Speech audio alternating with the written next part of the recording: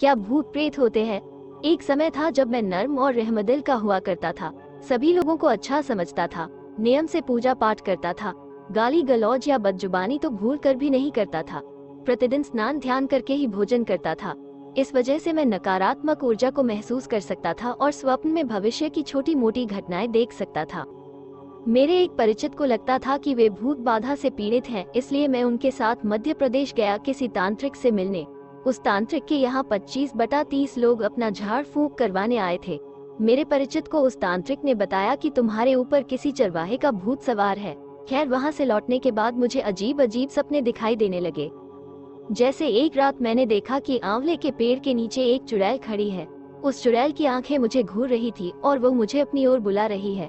उसका चेहरा बहुत डरावना, लेकिन मुझे डर नहीं लगा। कहीं से एक आवाज आई जो मुझसे कह रही थी कि उसके पास मत जाना, नहीं तो भूखे रह जाओगे। वहाँ ना खाना मिलेगा ना पानी। कुछ दिनों बाद मैं रात को अकेले अपने कमरे में सो रहा था। उस रात मेरे कमरे में 3 चुड़ैल प्रकट हुई। एक मेरे बगल सट कर लेट गई, बाकी 2 मुझे देख रही थी। कहते हैं कि अगर आप गहरी नींद में हैं और कोई आपको घूरे तो आपकी नींद खुल जाती है। ऐसा मेरे साथ भी हुआ। मेरी नींद खुली, लेकिन मैं पलटकर उन्हें नहीं देख सका, लेकिन उनकी ऊर्जा इतनी ज्यादा थी कि मैं उन्हें महसूस कर सकता था।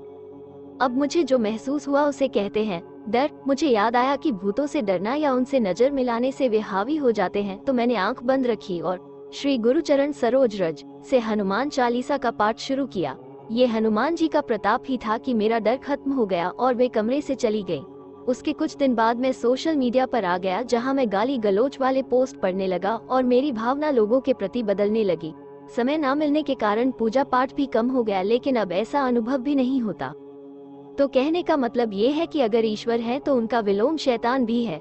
जहाँ ईश्वर बेहद शांत और शक्तिशाली होता है, वही शैतान बेचैन और बेबाक होता है। भूत प्रेत एक ऊर्जा है जो किसी किसी को महसूस होती है। ऐसे ऐसे सिद्ध लोग हैं जो इनसे आपका साक्षात्कार करा सकते हैं, लेकिन ढोंगियों की संख्या भी बहुत है। संसार में अगर अच्छाई है तो बुराई भी है, धूप है तो छांव भी है, भगवान है तो शैतान भी है। वैसे ही भूत प्रेत चुड़ैल पिशाच डाकनी इत्यादि भी होते हैं। भूतों की दुनिया बहुत कष्ट से भरी रहती है। अतृप्त इच्छाएं उन्हें इस निकृष्ट योनि में ले जाती है। दुष्कर्म, अन्यायपूर्ण जीवन जीने और दूसरों का हित करना या किसी का बुरा करने की सोच रखना, ये सभी कर्म व्यक्ति को मृत्यु उपरांत भूत पिशाच राक्षस योनि में आते हैं। तो व्यक्ति को अच्छे कर्म करने चाहिए और भूत प्रेतों के बारे में ना ही जाने तो अच्छा रहेगा।